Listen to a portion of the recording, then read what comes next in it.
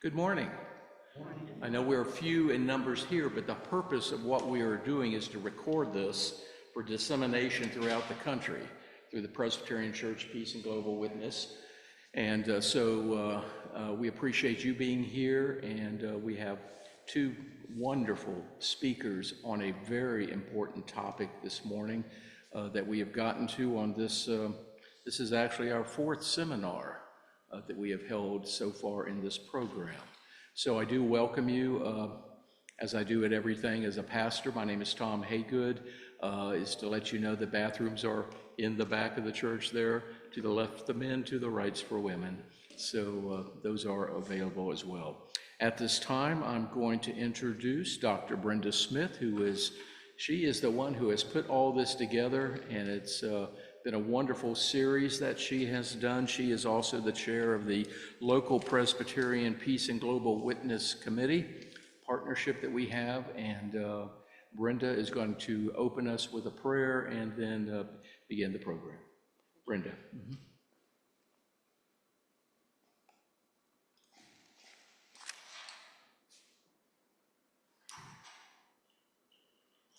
Good morning. Good morning.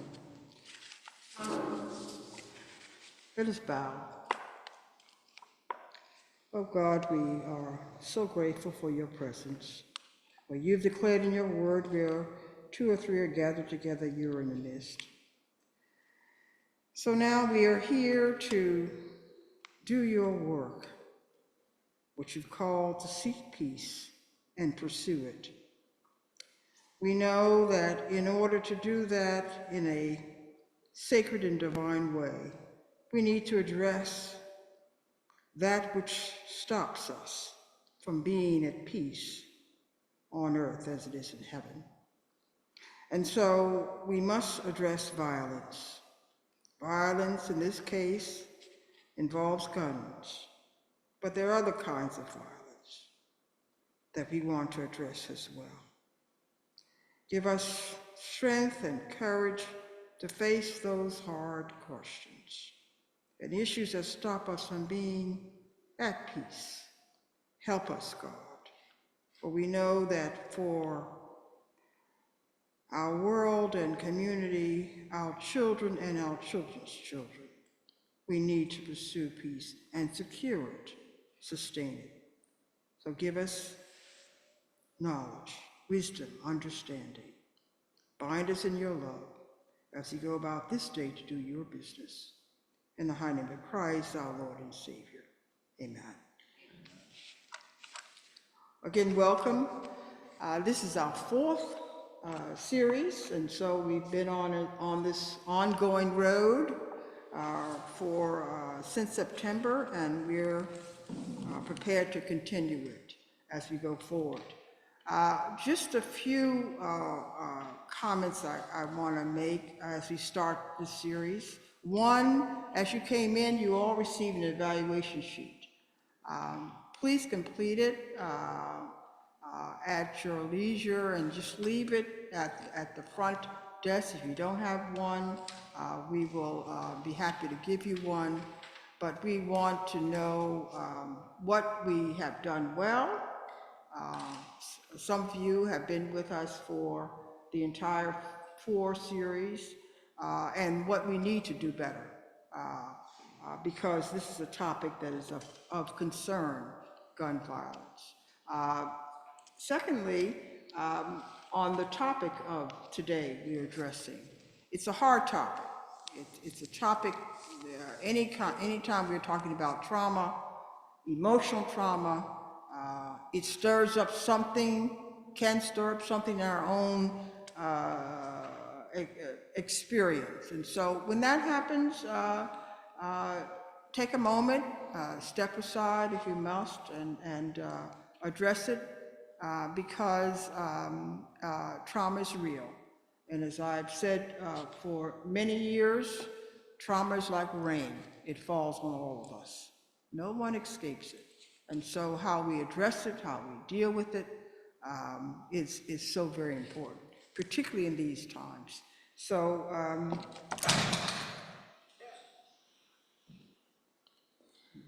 we Okay, my earring, that's okay. So with that, I want to introduce our first speaker, Dion Smith, who is from Hillside Youth Treatment Facility here in Atlanta. We know Hillside from one of our other organizations, and it does wonderful work in terms of youth and psychic issues.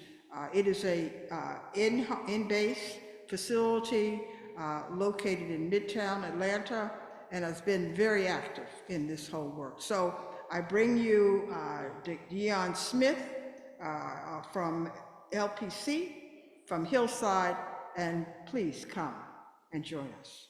Thank you.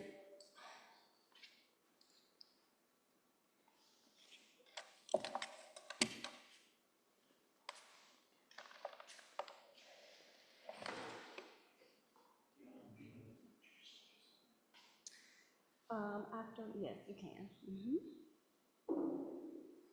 Is this the right way? Good morning. Thank you for having me here today.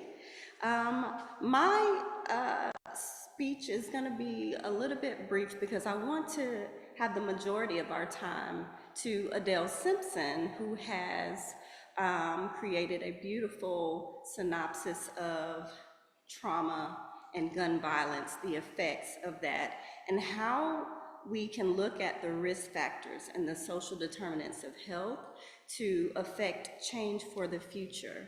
So a lot of times what happens is a crisis occurs, a mass shooting, a murder, a robbery, and the community comes together subsequent, so after the fact, to kind of help the families, the victims, to pull the pieces together. And today what we want to talk about is also our prevention and our early intervention efforts to change even the trajectory of those individuals' lives. So impacting children and youth and their parents, teaching them new skills, teaching them ways to start with the resiliency that we have in mind, because one of the determinants of resilience after a crisis or an event occurs is having a predisposition to that resilience. And so we're going to talk about ways to impact communities, impact homes, schools, and the like. I just want to kind of share really quickly. So victims of gun violence, feel the impact far beyond the physical wounds. And so we'll talk about PTSD today. Gun violence leaves lasting trauma in communities, and Adele will be able to talk about some of the work that we've done within a apartment complex, a couple of apartment complexes, and about 3 or 4 boys and girls clubs, and how we're impacting change for those particular families that we're serving right now through Hillside initiatives. So one of the most important things I want to make sure that we talk about today is it's so important to increase access to mental health services, understanding that stress, PTSD, and grief are felt in greater extents in communities that are impacted by gun violence, but those are also going to be the marginalized communities. Connection to services and resources, victim services, those are so important. Looking at legislation, which Adele will talk more about as well, and making sure that we have trauma recovery at anywhere from the individual level all the way up to community and government levels, okay? So without further ado, I will bring Adele Simpson to bring to you a beautiful work that she has created pertaining to this topic. Adele?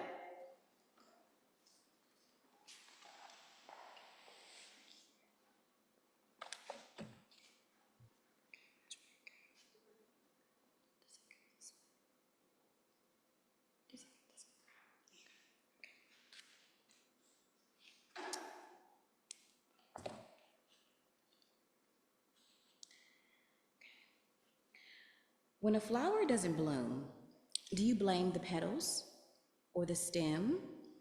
Or would you fix?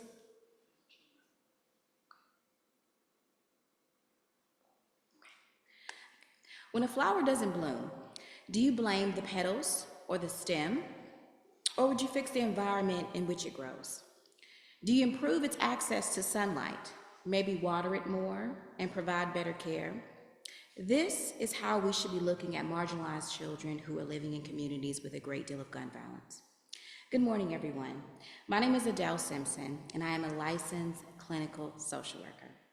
I've been partnering with Hillside for 5 years, and in those 5 years, we have been focused on creating change, a quest for hope and healing, if you will, all across Atlanta, from the west side, south side, north side, and east side. I want to thank all of you for being here and for your commitment to making our communities safer and healthier. Today, I've come to talk about one of the pressing issues facing our society, youth gun violence, especially in underserved communities. This is not just a criminal justice problem, it's a public health issue that requires an integrated approach. Hillside's Connecting Communities initiative is at the forefront of addressing the underlying issues that lead to gun violence. Through our efforts within identified communities, we are making remarkable strides by focusing on social determinants of health and teaching emotional regulation skills to both children and adults. I invite everyone to close your eyes. Imagine it's November 16th and you are 12 years old. You begin to shiver because you're cold. There is no heat in the house, and you're quite certain that the electricity is next. You slowly get out of the bed, still shivering, and you go take a shower and realize there is no hot water. You then proceed to go into the kitchen. You look in the refrigerator, and there is no food in either the cabinet nor refrigerator. You yell, "Mom, Mom, Mom." You know that your mom is home, but she is not responding. You immediately leave the kitchen and go look for your mother. You look in the living room and she is still not there. You go in her room and notice that she is sitting on her bed, surrounded by bills with past due notices in bold red letters. Your mom works 2 jobs as well as donates blood plasma, but it's still not enough to make ends meet. Your father left 10 years ago when everyone considers you to be the man of the house because you are the oldest of 5 children. Now open your eyes. Would you feel an obligation to find a way to help your mom, and at what cost? This is the reality for millions of children living in the United States. Before we begin our discussion on gun violence, we first have to understand trauma. According to the American Psychological Association, trauma is an emotional response to a terrible event, like an accident, crime, natural disaster, physical or emotional abuse, neglect, experiencing or witnessing violence, death of a loved one, war, and more. Trauma isn't just the fear of grief immediately following a violent event. It's a chronic, debilitating response that can alter the brain's function and development. When a young person experiences gun violence, their sense of safety is shattered. They may develop symptoms of post-traumatic stress disorder, such as nightmares, hypervigilance, emotional numbness, and flashbacks. Research shows that children exposed to violence are also at a higher risk for depression, anxiety, and substance abuse later in life. Think about this. Childhood is supposed to be a time of growth, exploration, and learning. But for children who live in fear of the next shooting or have already witnessed violence, their mental and emotional energy reserves are instead channeled through survival. Some youth become isolated, unable to trust others. Others may become desensitized to violence, perpetrating the violence. Gun violence doesn't just steal lives, it steals childhoods, futures, and hope. Let's dive into 3 key areas that mental health organizations, such as Hillside, are focusing on such as understanding the root causes of youth gun violence, fostering social determinants of health, and promoting emotional regulation as a vital skill in reducing violence and victimization. So 1, understanding the root causes of gun violence. According to the CDC, Firearm and Death Prevention Report in 2022, there were more than 48,000 firearm-related deaths in the United States. That's about 132 people dying from a firearm-related injury each day. More than half of firearm-related deaths were suicides, and more than 4 out of every 10 were homicides using a firearm. Now let's look at the groups mostly affected. Some groups have higher rates of firearm injury than others. Men account for 86% of all victims of firearm deaths and 87% of firearm injuries. So the rates of firearm violence vary by age, race, and ethnicity.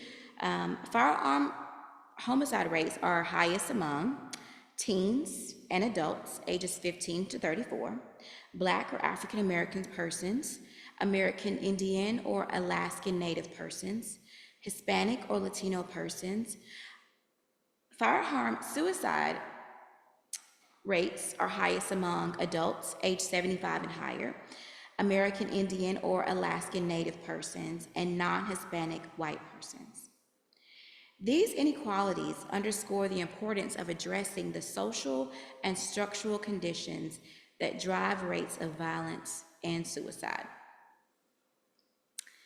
Gun violence is a complex problem, and to tackle it, we need to view it through a public health lens. In other words, it's not just about individual incidents, it's about looking at patterns, risk factors, and systematic contributors. Just like we approach infectious diseases, understanding gun violence involves examining the condition in which it thrives and spreads.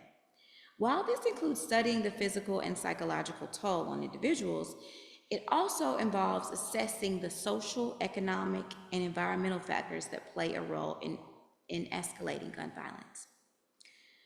One of the main drivers of gun violence is economic inequality. Studies consistently show a link between areas with high poverty rates and higher incidents of violence, including gun violence.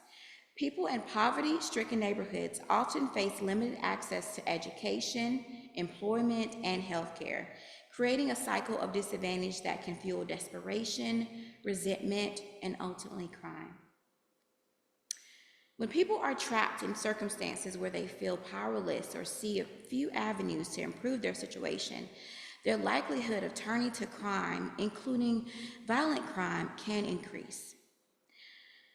Poverty also means limited resources for community safety, like police presence, street lighting, and neighborhood programs, all of which play a role in deterring violence. Number 2, enhancing social determinants of health to reduce victimization. Next, let's discuss how Hillside is improving social determinants of health. According to the World Health Organization, the social determinants of health are the non-medical factors that influence health outcomes. In other words, social determinants are the conditions in which people are born, live, work, and age. They have a profound effect on physical and mental health outcomes. Factors like safe housing, education, job opportunities, social support, and access to health care all contribute to healthier, more resilient communities. Trauma can be generational. According to Indiana University of Health psychiatrist Andrew Chambers, what you experience in childhood and how you grow up has huge implications of how you are as an adult. This is one of the main reasons why we must focus on environmental factors to increase social determinants of health. As a therapist, before we complete any therapy session or do any group activity, we first must complete a biopsychosocial assessment. One of my favorite tools to use is the ACE, Adverse Childhood Experiences Assessment, which aims to measure the traumatic events that occur in childhood, such as violence, caregiver incarcerations, abuse, and growing up with family with mental health or substance abuse. According to the Center of Disease Control, Preventing ACEs can help children and adults thrive and potentially lower risk for depression, smoking, and heavy drinking, as well as improve education and employment, thereby decreasing illnesses such as asthma, cancer, and diabetes in adulthood. Most importantly, it can stop ACEs from being passed from one generation to the next.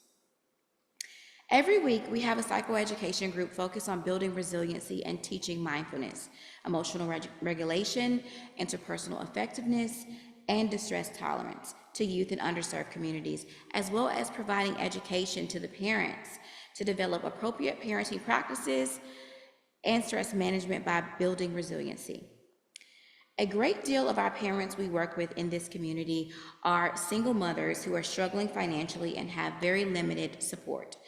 Our goal is to help them identify their strengths, establish community supports, and increase protective factors so that their children can have overall better life experiences. Hillside is addressing these determinants by partnering with other local agencies, schools, police, and nonprofits to create comprehensive support systems. For example, for each group that we provide at a local apartment complex, we offer dinner for any child that attends that group. In addition, the leftovers are given to their family members as many of the families are faced with food insecurity. Other work includes partnering with housing initiatives to ensure that families have stable living environments, as instability can exacerbate stress and lead to higher likelihood of violence. By focusing on these broader social determinants of health, we can reduce the risk factors that make young people vulnerable to engaging in or becoming victims of gun violence. When people feel connected to their community, have stable housing, and access to education and mental health services, they are far likely to resort to violence. 3, teaching emotional regulation skills to build resilience.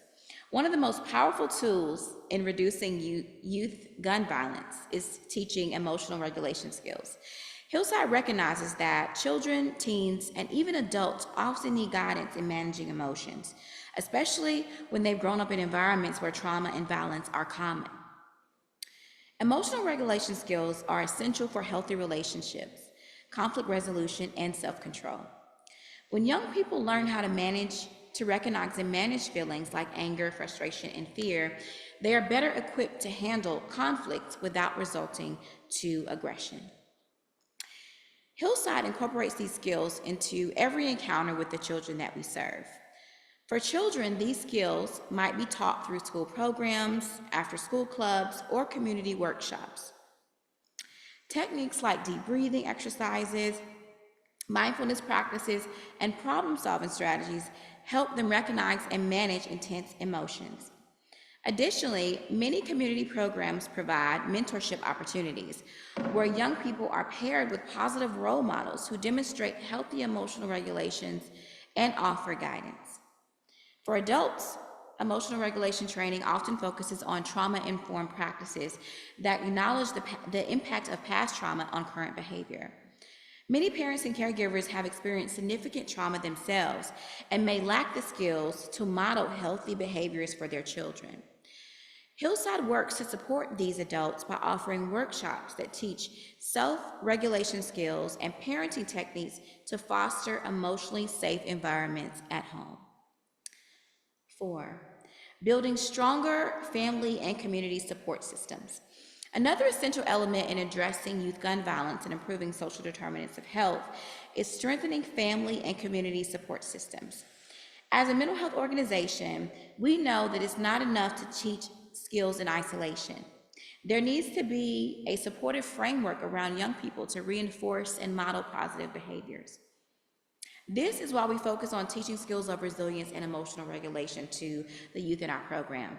The parents, as well as educating their natural and community supportive resources.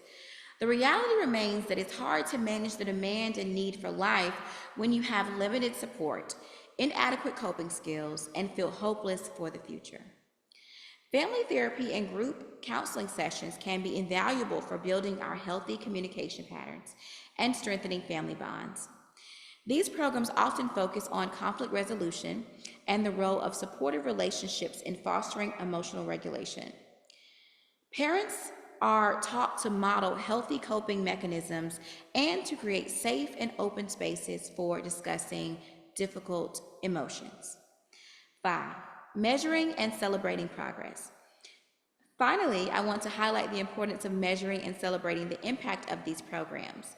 Community mental health organizations, such as Hillside, are using data to track the effectiveness of their efforts, ensuring they can adjust and improve their approaches as needed.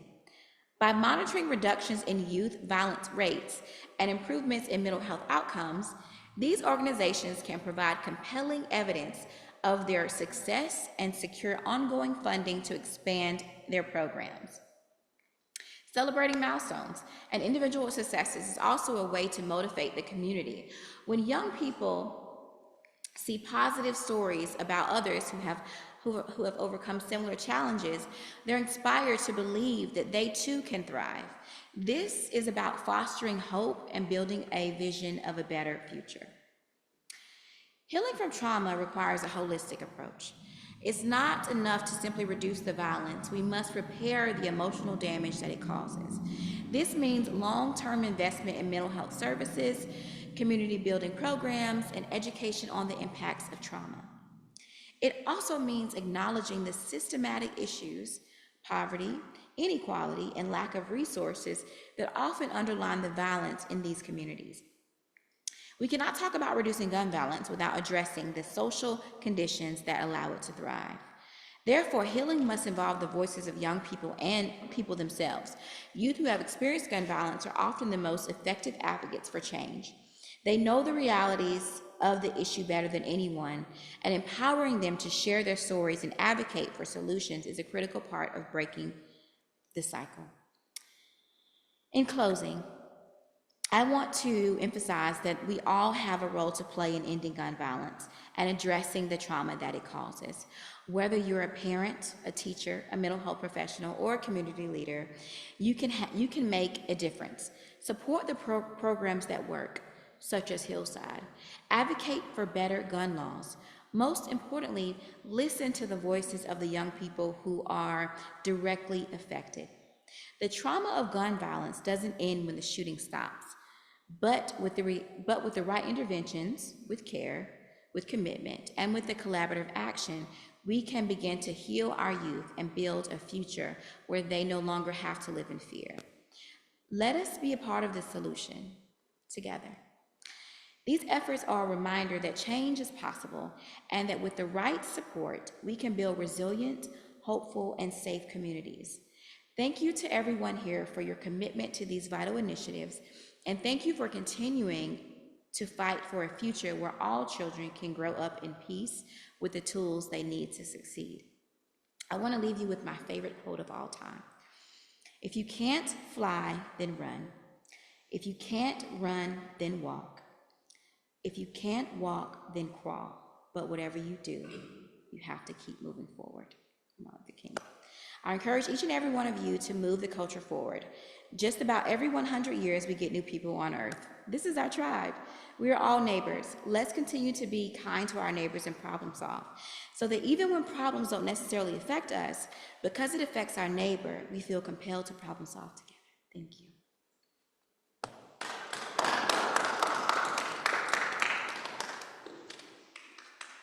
Anybody have questions they would like to ask at this time? Reactions around trauma? I do have a question. I'm amazed, first of all. Hillside is a wonderful organization. And it's kind of a personal question for this church. We work with asylees and immigrants, or asylee seekers, immigrants on a regular basis. We're also assisting a young woman who has come to this country from Ethiopia. She has 2 small children, and she is struggling with some issues that she faced, either both in Ethiopia and here, but I'm not sure. Does Hillside offer any services, pro bono type services for evaluation of someone to sort of determine maybe what their next steps might be? Take that. Okay.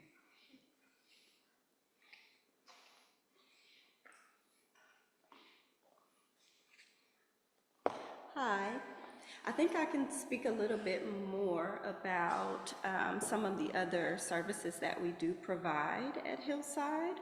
So I'm assuming that this is a mom, and so some of the things that Adele was talking about are in the community within the Boys and Girls Club and within an Ashley Cascade community, which is in Fulton County. For this particular mom, I would say that primarily our services are for children and adolescents. However, if the youth are kind of having some challenges, mental health or behavioral health challenges, then a referral can be made for those individuals. So we Okay. serve anywhere from 8 is a sweet spot, but we also have identified some 6-year-olds all the way up to about 18. Okay. Our intensive in-home services end at about 24. Uh-huh. And so when referrals are made, we would kind of do a screening to see if they're a good fit for our program, and if they're not, then we do a lot of service linkages to ensure that individuals who do not know how to navigate mental health resources and services in the community, that we try to link them to. So you could be a someone. resource for us to get her into something that maybe could help. Absolutely. Good, good. Absolutely. All righty, Yes. thank you very much. Thank you. Any other questions?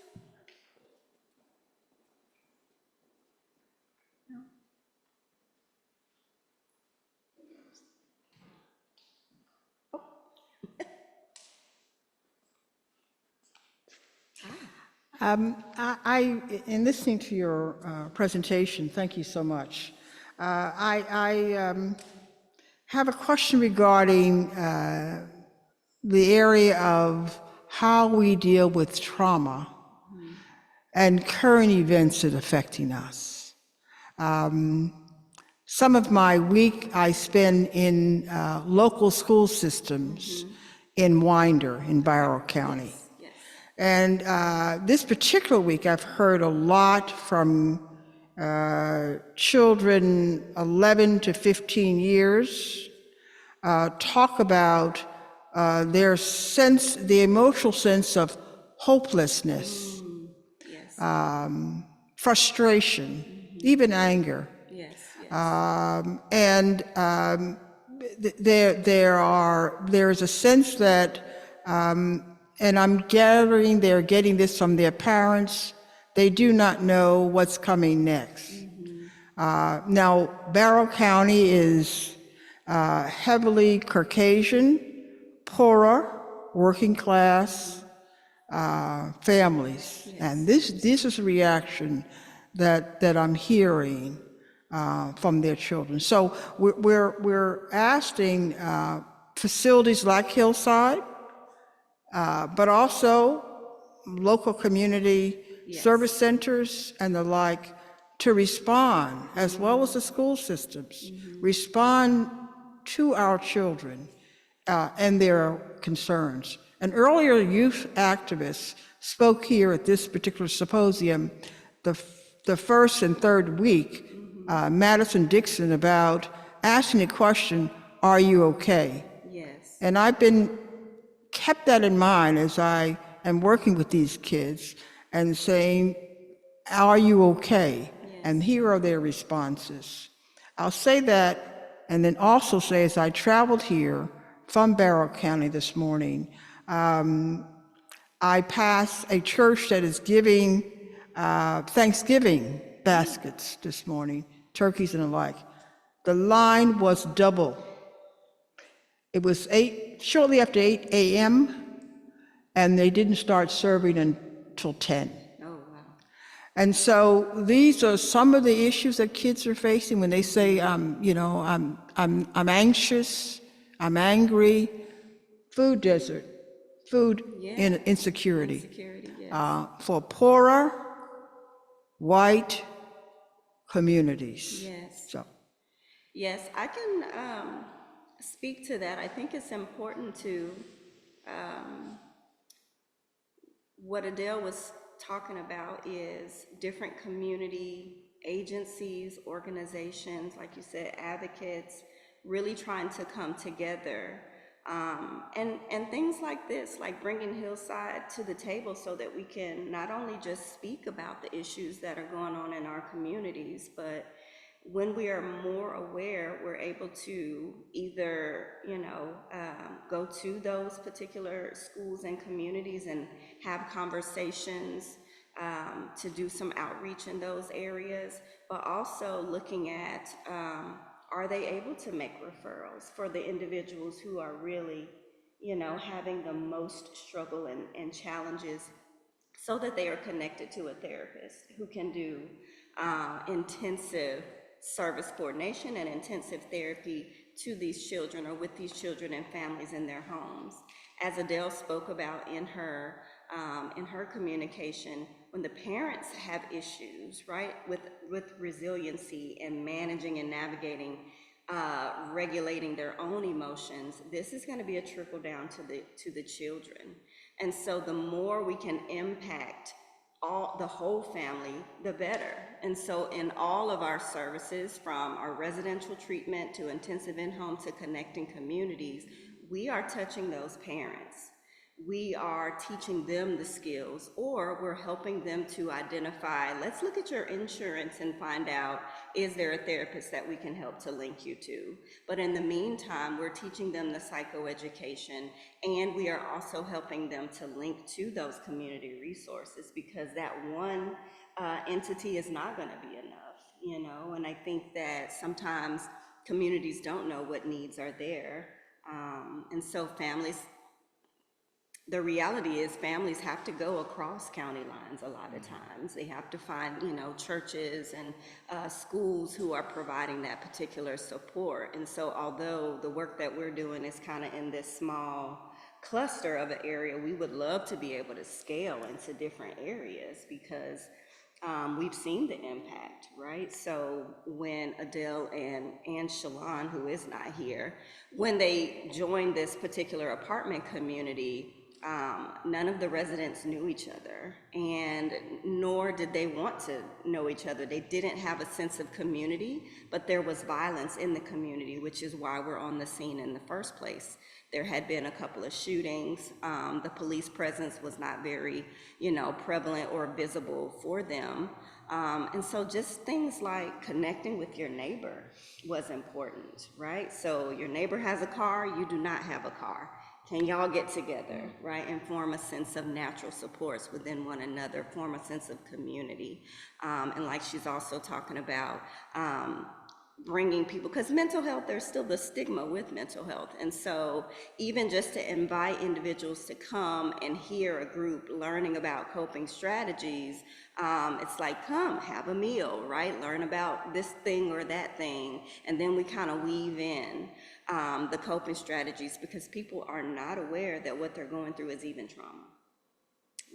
Post-traumatic stress disorder, because when we live in toxic stress, that's the stress that's just like ongoing, it doesn't end, right? So for most of us, there's a stressful event that happens, it brings our nervous system is kind of like on for a period of time, and then once it subsides, we go back to our baseline. But for people living in these communities where there's chronic stress and adversity, food insecurity, they're always on. Right? And so continuing to ensure that they understand what's even going on with them, and encouraging them to speak out, because the stigma is there and the shame is there. And so helping people to understand that this is not something to be ashamed of, but rather this is a community effort and issue and initiative that needs to be addressed. So, yeah. One other thing that we're doing, I see Helen is here and David is here. The three of us are serving on a committee here at the church where we received a Lilly grant. And part of what the purpose of that is that we're reaching out to community partners, nonprofit, governmental, as well as private individuals and neighborhood associations, looking at what are the most important issues facing DeKalb County. And then trying to revision how this church might become more informed by that, to change its course on how we use our facilities to help in that. We have an event coming up December the 10th that we would love to invite you or one of your associates to attend. And if Helen and David, if y'all could get in touch and let them know next week about that, I think you would be an excellent voice to have at that table. We're just having a roundtable discussion with various other nonprofits. Thank you. Yeah, Thank thank you you. Any other questions?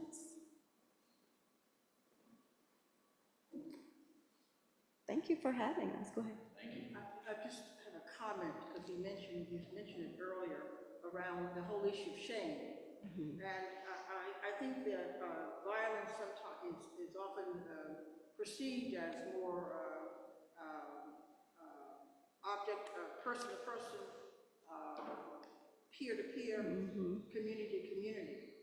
But we often overlook and don't talk enough about violence that's more internal. And here we have, and the person-to-person, community-to-community is perceived as marginalized, Black, Latino. But the suicide rate Absolutely. among the age group you mentioned White earlier, males. 18 to 35, are white men. And that has to be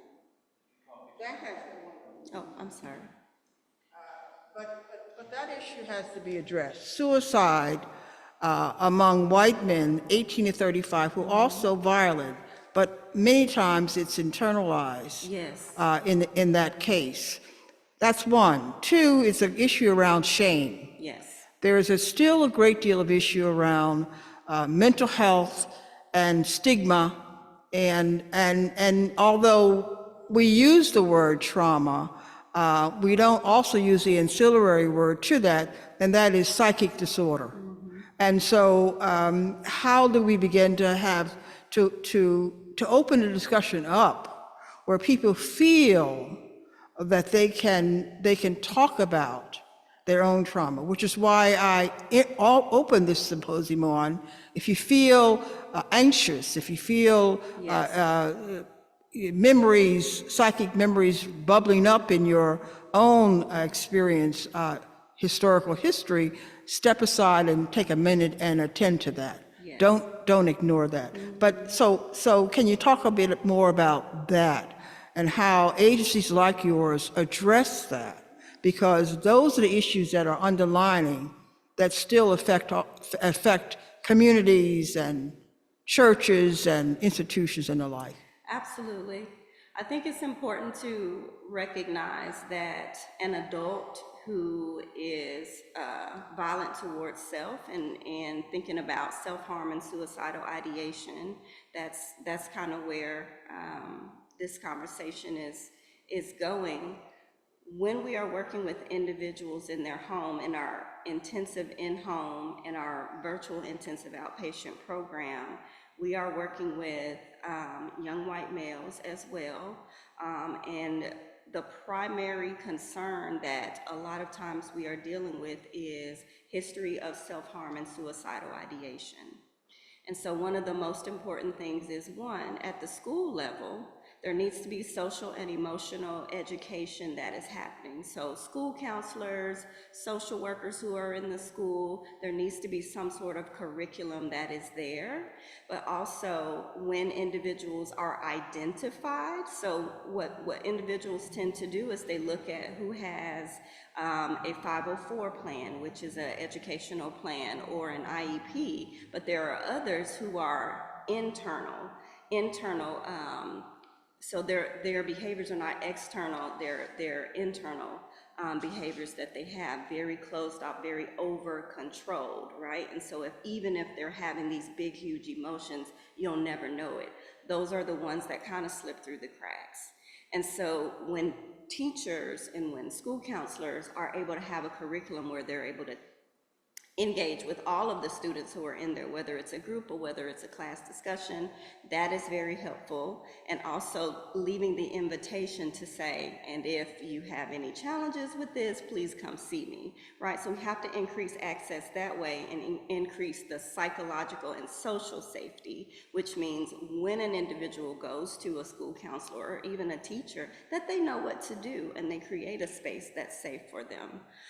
The other thing, when we are working in home with individuals, we're doing safety and crisis planning with that individual and with their parents. And sometimes, very few and far between, but sometimes when we encounter a parent who is struggling or having challenges with the same issue, we're looking to them and giving them the education or the information that they need, the coping strategies, kind of the help now crisis skills, but also making sure that we link them. So any individual that we kind of touch or have our hands on, we're ensuring that the entire family is equipped and able to kind of carry out these safety plans. When we go into homes, every application that we have has a question on there: is there a weapon in the home? And we also are asking about how is this stored? And if they are not aware of how they, how to store it properly, then we try to give them some information on that as well. And so what we've learned is one of the best ways is to definitely keep, if they have a weapon in the home, weapon is stored, locked away, the bullets are stored somewhere else, and it's in a safe, not just a lock safe, not just a combination thumb, right? So there's the thumb activated lock where they're not able to get access to that. And we also give education about even having this weapon in the home with your child who has severe emotional behavioral challenges and the implications of that. And before, we used to ask individuals to just simply remove it from the home so that we are increasing the safety.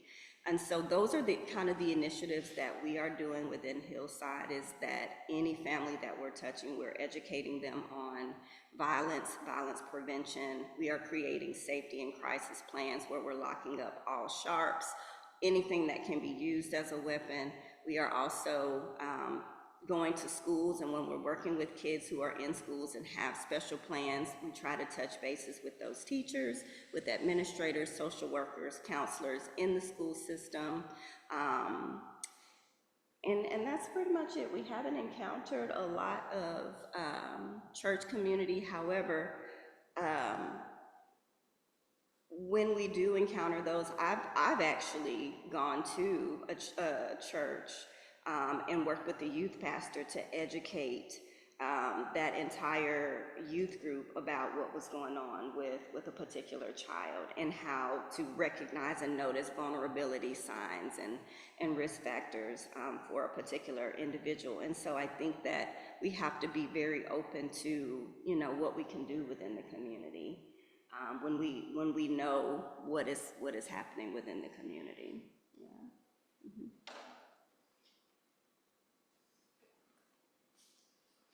Hello. Hey there, good morning. Good morning. I was very moved by the parts of your program at Hillside where you engage in the apartment complexes. I was sitting there thinking about what it must have taken to go out and engage, in that way. And I guess it really connects to the quote that you shared at the end of your presentation about crawling and moving forward in some way or another. I think it's often so hard to get out of our own comfort zones. And the type of programming that you're describing, where you go out and what you just described, going into the schools and engaging with a youth group at a church, I think really important ways of somehow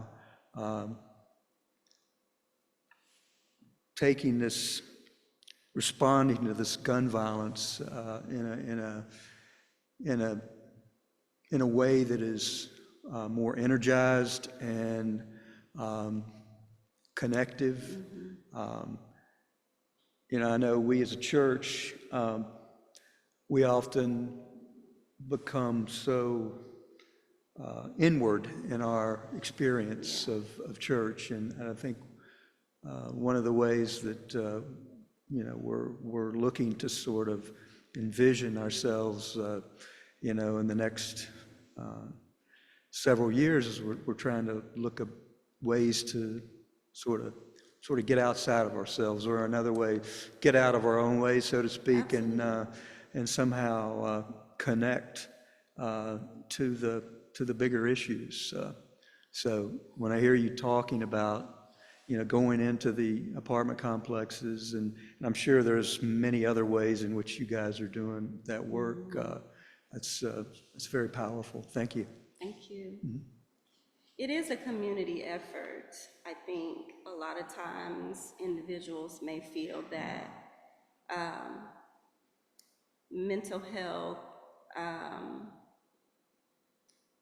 is in one realm and the church is in another realm, but there's individuals who come every time that you congregate who are struggling, who are dealing with these issues, and it is important to have some base knowledge, right? What are the telltale signs of someone who is kind of introverted, right? Like you probably would never know that they are struggling with issues, but also like what we know most of all are the more outward seeking, right? Violent type. And so if you see someone who is withdrawn, if you see someone who's kind of trying to hide or, fade into the background, very kind of downtrodden, all it takes is really being able to reach out and say, who said that? Are you okay?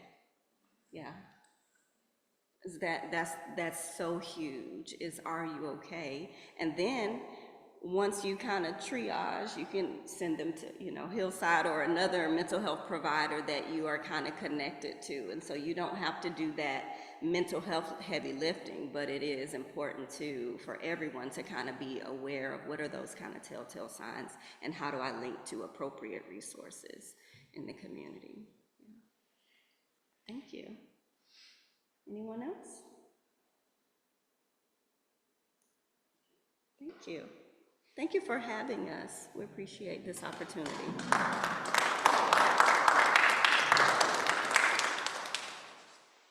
Thank you so much. Thank you so much. Before we go into our any comments we have before we have our prayer, I want Pat to come up and give us a follow-up on the agenda that she's working on, the group is working on in terms of gun safety storage that we're placing before our legislation as we begin. Pat is from North Avenue Presbyterian Church. North Decatur Presbyterian Church. I'm thinking about Fayette. Come.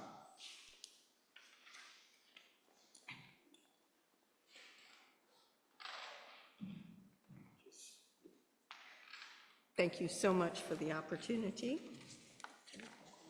And then bring it to your mouth. Right here. Is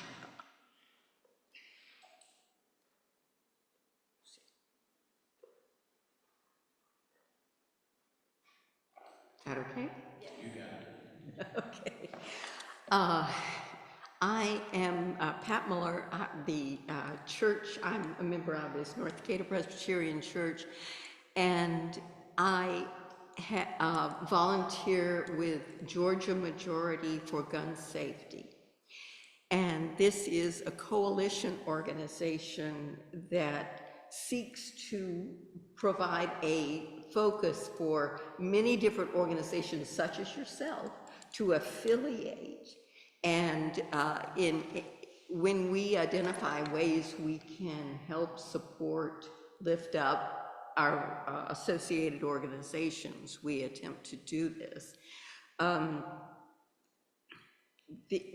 A main focus of our organizations, because our affiliates all have their own particular things that they do, and we seek to advocate for gun safety legislation, because that is something that can be done, and it is so important to have all these organizations on record as supporting gun safety legislation. This carries a lot of weight with the legislature, and especially organizations throughout the state. So it's going to be an uphill battle, and it's discouraging to a lot of people. But exactly the comment that I think you made, you've got to crawl before you can walk and before you can run. And so we're attempting to bring as many different organizations to support the crawling, and then we'll get up and we'll try to walk. So Heather Hallett, who's the head of Georgia Majority for Gun Safety, has been very active in working with the Georgia legislature. And there is a committee there which has been formed, and it is the Georgia, let's see if we've got the correct name, Senate Study Committee. It's the Georgia Senate Study Committee on Safe Firearm Storage. And this committee has held 4 meetings, and they've invited people to come in and to give testimony. And Thursday, they put out this draft report from that committee. And this includes a lot of the different people who testified and their various testimonies, which is very moving. And also, they concluded with their draft findings and recommendations.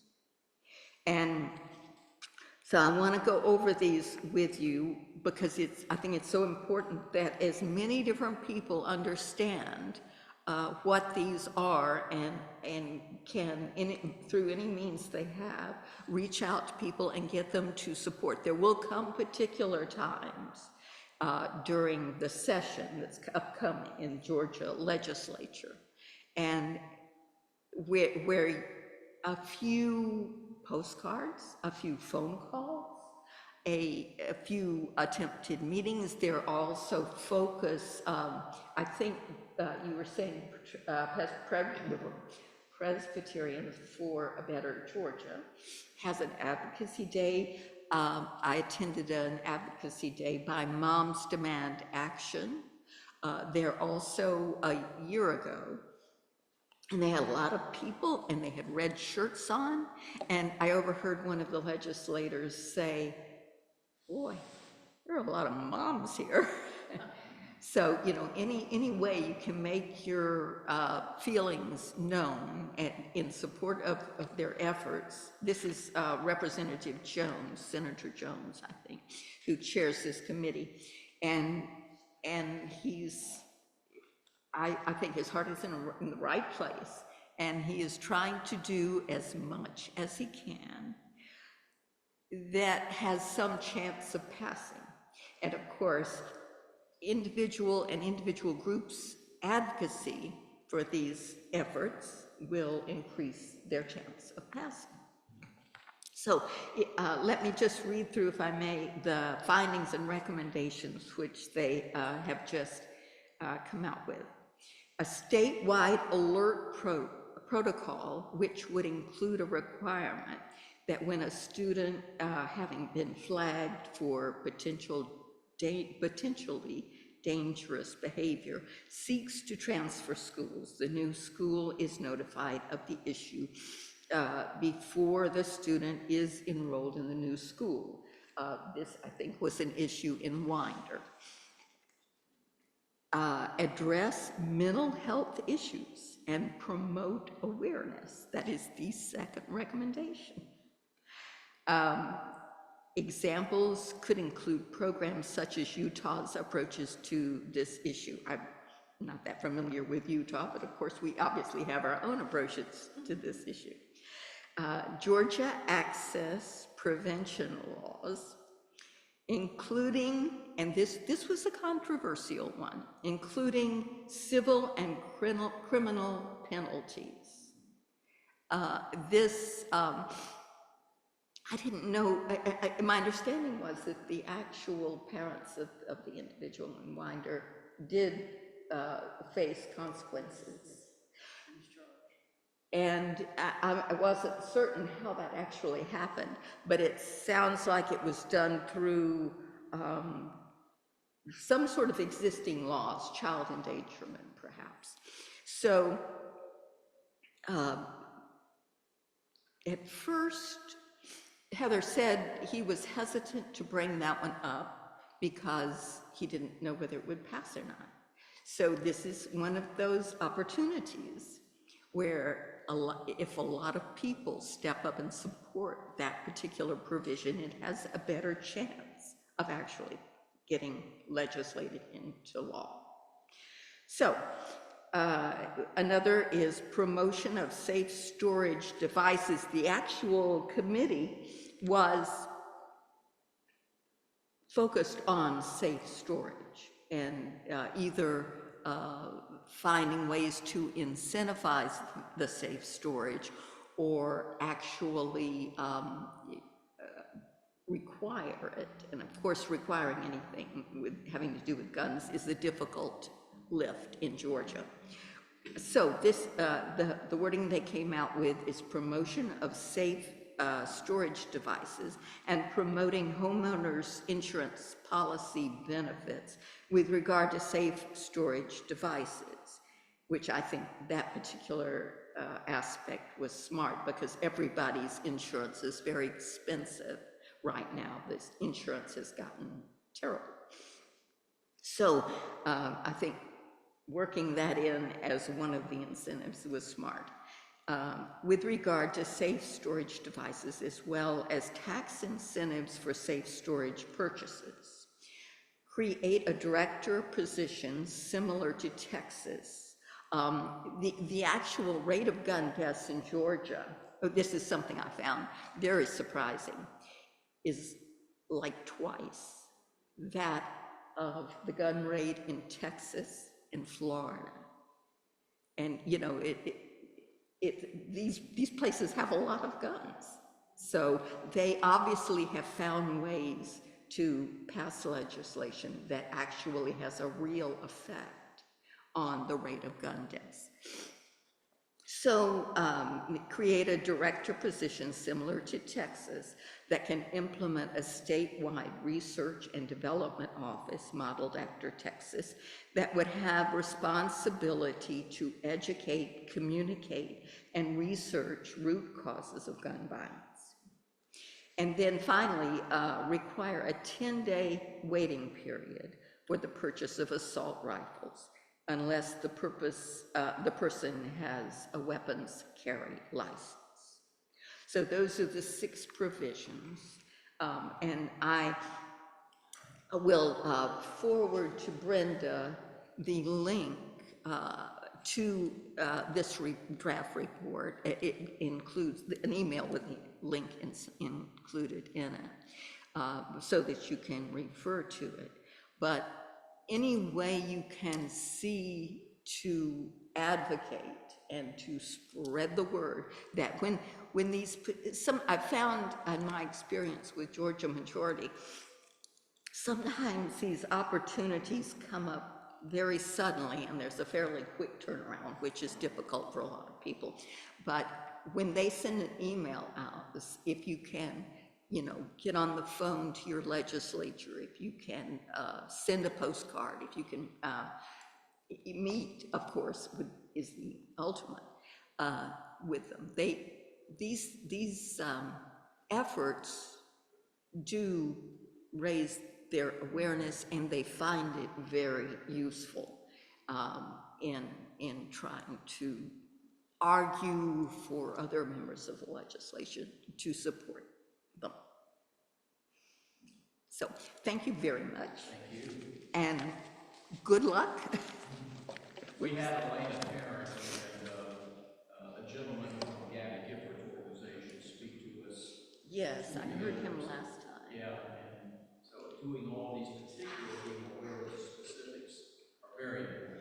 Yes, and timely, I found this with our church, timely awareness. So if you affiliate, I don't know if Columbia is affiliated with Georgia Majority, but if any of you. Well, we're with the Presbyterian of Greater Georgia, so we connect that way too. Yeah, so that you get the emails, because sometimes these come out with a very short turnaround time. Please send that to Brenda, the link, and she'll send it out to all of us.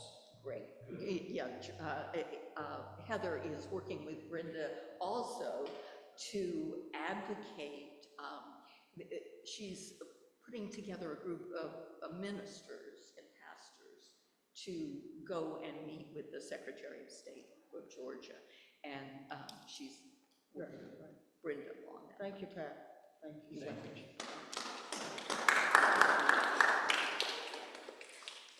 Part of what we wanted to do here in this symposium was to begin to generate or connect with churches around this whole issue of gun violence prevention.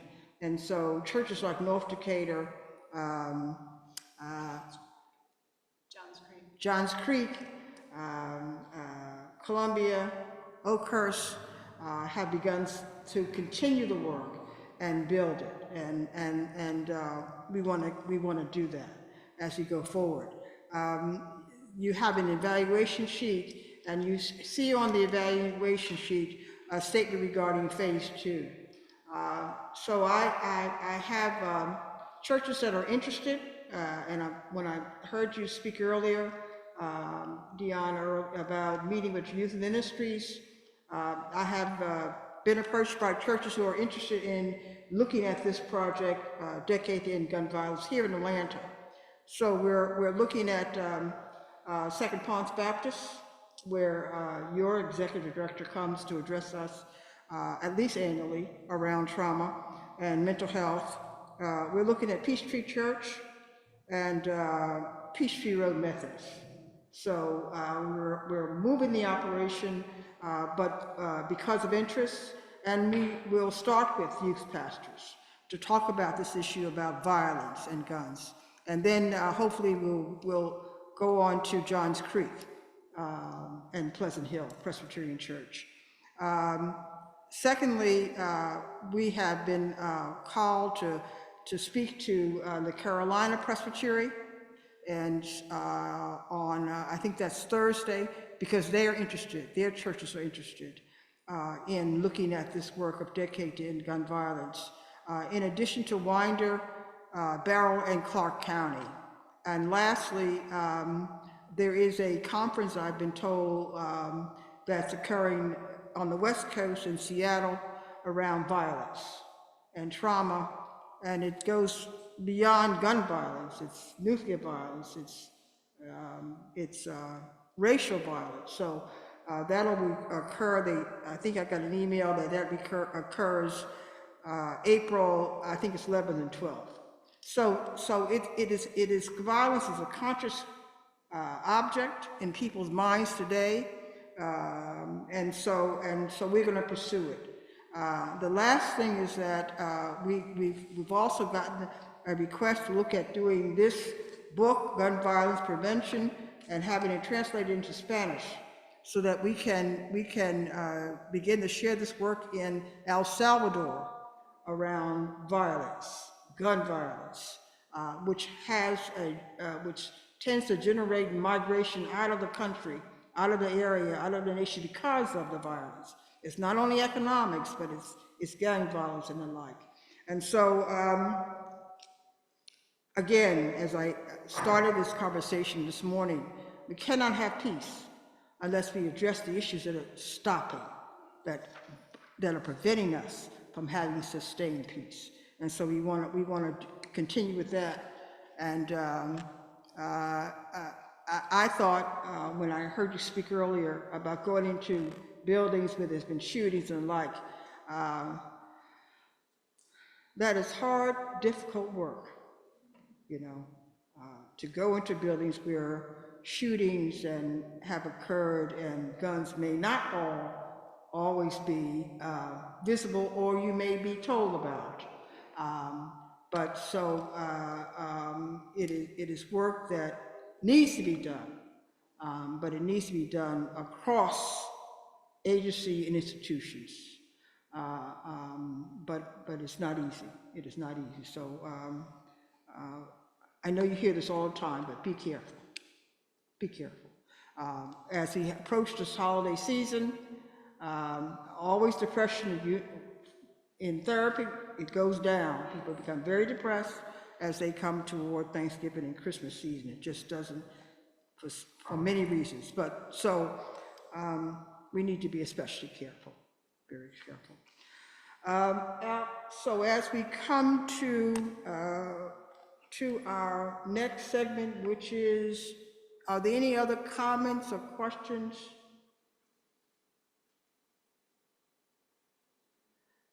If not, I'm going to ask us, again, please leave your evaluation sheets at the door as you leave.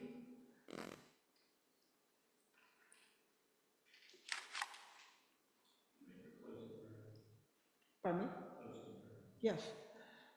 And your sheet.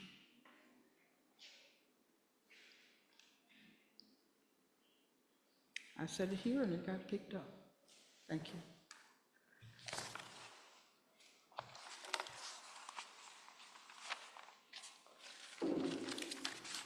Let us close in prayer.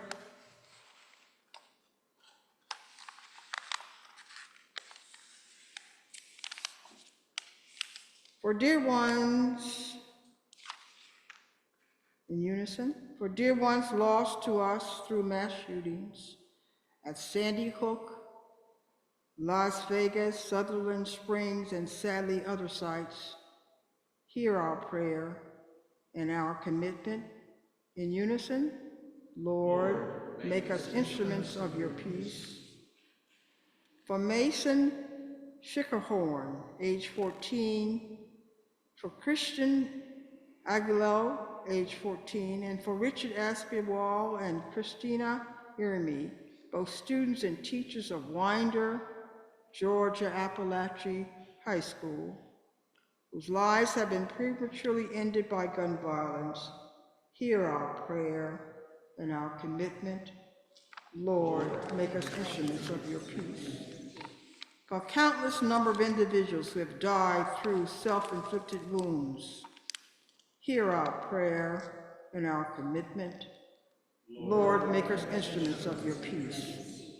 For communities and families torn apart by gun violence, hear our prayer and our commitment. Lord, make us instruments of your peace. For all who live this night in danger or in fear, hear our prayer and our commitment. Lord, make us instruments of your peace. For the integrity and courage of elected officials, police officers, EMTs, and others who serve our community, hear our prayer and our commitment. Lord, make us instruments of your peace. For activists whose work to rid our streets and our homes of guns, hear our prayer and commitment. Lord, make us instruments of your peace. For the creation of your beloved community, where no one dies prematurely or bears children for calamity, and where lamb and wolf abide peacefully, hear our prayer and commitment. Lord, make us instruments of your peace. For sustained hope and strength as we wage peace, hear our prayer and our commitment. Lord, make us instruments of your peace. Go now in peace to love and serve the Lord. Amen. Thank you.